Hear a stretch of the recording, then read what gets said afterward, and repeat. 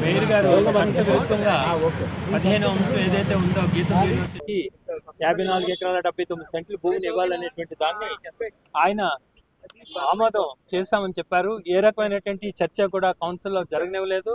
కనుక యాక్చువల్గా ఏంటంటే మున్సిపల్ కార్పొరేషన్ యాక్ట్ 1955 ప్రకారం సెక్షన్ 87, 88 కూడా ఏ విధంగా అంశాలను చర్చించి అవసరమైతే అభిప్రాయ భేదాలు ఉంటే ఓటింగ్ కూడా జరిపి దాన్ని రికార్డ్ చేయాలనేటువంటిది స్పష్టంగా ఉంది మినిట్స్లో. కానీ కమిషనర్ గారు ఎదురుగానే అసలు చట్టాన్ని తొంగలోకి తొక్కి జీవీఎంసీ మేయర్ గారు ఈ విధంగా దాన్ని ఆమోదించామని చెప్పారు. కనుక దాన్ని రద్దు చేయాలనేటువంటి దాంతో ఈరోజు సిపిఐ సిపిఎం కార్పొరేటర్లు అయినటువంటి మేము ఈ ధర్నాని మున్సిపల్ ఆఫీస్ ముందు చేస్తున్నాం. రెండోది, కమిషనర్ గారికి ప్రొసీజర్ అంతా కూడా తెలుసు కనుక ఐఏఎస్ కమిషనర్ కనుక దాన్ని ఎట్టి పరిస్థితుల్లో కూడా తీర్మానం అయినట్లుగా మినిట్స్లో ఎంటర్ చేయకూడదని చెప్పేసి మెమరాండం కూడా ఇవ్వటం అనేది జరుగుతుంది. ఈ విషయంలో కలెక్టర్ గారికి కూడా మేము తెలియజేస్తాం. అట్లాగే సుమారు 5,000 కోట్ల రూపాయలు విలువైనటువంటి ఆస్తిని ఈరోజు బదలాయిస్తున్నట్లయితే విశాఖపట్నంలో ఉన్నటువంటి ఒక్క ఎమ్మెల్యే కూడా ఈ సమావేశానికి రాలేదంటే ఎక్సెప్ట్ మెంబర్స్గా వీళ్ళు ఏ విధంగా అవసరమైతే విశాఖపట్నంలో ఉన్నటువంటి ప్రభుత్వ భూములన్నింటినీ కూడా ఈ ఎమ్మెల్యేలు ఎంపీలు కాజేస్తారనేటువంటిది నగర ప్రజానీకానికి కూడా అర్థమవుతుంది. కనుక దీన్ని వెంటనే రద్దు చేయాలనేటువంటి డిమాండ్ తోటే ఈరోజు మేము ఈ ధర్నాన్ని చేస్తున్నాము. కనుక దీనికి సంబంధించి కూడా ఇంకా భవిష్యత్తులో దీన్ని రద్దు చేయించడానికి CCLA ఈ తీర్మానాన్ని ఆమోదించద్దని చెప్పి చేయవలసిన కార్యక్రమాన్ని అంతటినీ కూడా మేము భవిష్యత్తులో చేపడతామని సిపిఐ పార్టీగా తెలియజేస్తాం.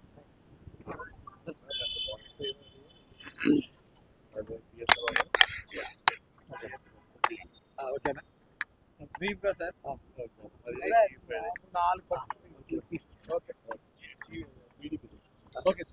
విశాఖపట్నం మున్సిపల్ కార్పొరేషన్లో ఏకపక్షంగా దౌర్జన్యం చేసి తెలుగుదేశం కూటమి మేయర్ గారు గీతం యూనివర్సిటీ అక్రమంగా ఆక్రమించినటువంటి 54 ఎకరాల భూమి తీర్మానం అయినట్లు ఏకపక్షంగా ప్రకటించడం ఇది చెల్లుబాటు కాదు.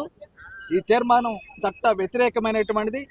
అందువల్ల మున్సిపల్ కమిషనర్ గారు అక్రమంగా తీర్మానం అయినట్లు ప్రకటన చేసినటువంటి దానిని రద్దు చేయాలని సిపిఎం సిపిఐగా మేము డిమాండ్ చేస్తూ ఉన్నాము.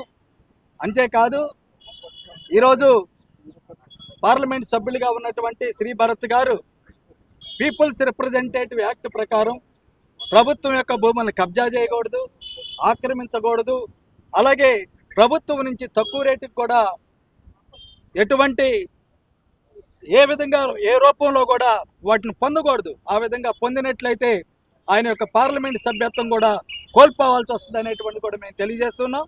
అందువల్ల ఈ అక్రమంగా చేసినటువంటి తీర్మానాన్ని రాష్ట్రంలో అధికారులు కూడా దీన్ని రద్దు చేసేలాగా జిల్లా కలెక్టర్ గారు తక్షణం జోక్యం చేసుకొని అది పైకి పంపించకుండా దాన్ని ఇక్కడే రద్దు చేసేటటువంటి చర్యలు చేపట్టాలని మేము డిమాండ్ చేస్తున్నాం.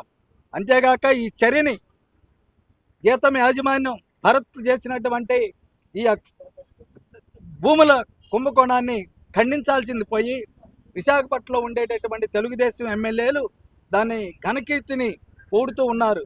ఎందుకు భూములు ఆక్రమించినటువంటి ఎందుకు మేము రెగ్యులరైజ్ చేయకూడదని ఎదురు ప్రశ్నిస్తూ ఉన్నారు. పైపెచ్చి గీతం విశ్వవిద్యాలయం గురించి ఎంతో ఘనంగా చెప్తూ ఉన్నారు. విశాఖపట్నం అంటే గీతం అంట, గీతం అంటే విశాఖపట్నం అంట. గొప్ప బ్రాండ్ ఇమేజ్గా విశాఖ తీసుకొచ్చింది గీతం యూనివర్సిటీ అనేటటువంటి విధంగా వాళ్ళు చెప్తూ ఉన్నారు. అలాగే స్టాన్ఫోర్డ్ యూనివర్సిటీలో భరత్ గారు చదివారు కాబట్టి ఆయనకు అన్ని విలువలు ఉన్నాయి కాబట్టి ఆయన భూముల్ని రెగ్యులైజ్ చేయొచ్చని ఎమ్మెల్యేలు గారు కితాబు ఇచ్చారు. మేము అడుగుతున్నాం, స్టాన్ఫోర్డ్ యూనివర్సిటీలో చదివితే భూములు ఆక్రమించాలని ఉందా? మరింత ఉన్నత విలువలతో ప్రమాణాలతోటి ఒకవేళ భూముల ఆక్రమణ చేస్తుంటే రాష్ట్ర ప్రభుత్వాన్ని తిరిగి ఇవ్వాలి. అటువంటి ఉన్నతమైనటువంటి విలువల్ని కలిగి ఉండాల్సినటువంటి ఆయన ఈరోజు కౌన్సిల్లో పెట్టి ఏకపక్షంగా ప్రతిపక్ష కార్పొరేటర్ల మీద దాడి చేపించి తీర్మానం జరిగినట్లు ప్రకటన చేసుకోవటం అనేటువంటి చాలా సిగ్గుసేట్ అనేటువంటిది. బ్రాండ్ ఇమేజ్ దేనికని నేను అడుగుతూ ఉన్నాను. నేను చెప్తూ ఉన్నాను, గీతం యూనివర్సిటీ బ్రాండ్ ఇమేజ్ ప్రభుత్వం యొక్క భూములు కబ్జా చేయటంలో కూడా బ్రాండ్ ఇమేజే గీతంకి. అలాగే విద్యార్థుల దగ్గర నుంచి లక్షల రూపాయలు ఫీజులు వసూలు చేసి భారీగా వసూలు చేసే దాంట్లో కూడా బ్రాండ్ ఇమేజే గీతం యూనివర్సిటీకి. ఒక్క ఎస్సీ ఎస్టీ బీసీ పేదవాళ్ళకి ఒక్క రూపాయి కూడా తగ్గించకుండా ముక్కు పిండి 4 లక్షల రూపాయలు వసూలు చేయడంలో కూడా బ్రాండ్ ఇమేజ్ గీతంది. పైపెచ్చి ఎమ్మెల్యేలు గారు చెప్తున్నారు చాలా మందికి ఉపాధి ఇచ్చారు, అనేక మంది ఉపాధితోటి బతుకుతున్నారని చెప్తూ ఉన్నాను. గీతం యూనివర్సిటీలో పనిచేసేటటువంటి వాళ్ళు అతి తక్కువ వేతనాలు, కొట్టి చాకిరి చేపించుకుంటున్నారు, శ్రమ దోపిడీ చేస్తున్నాడు.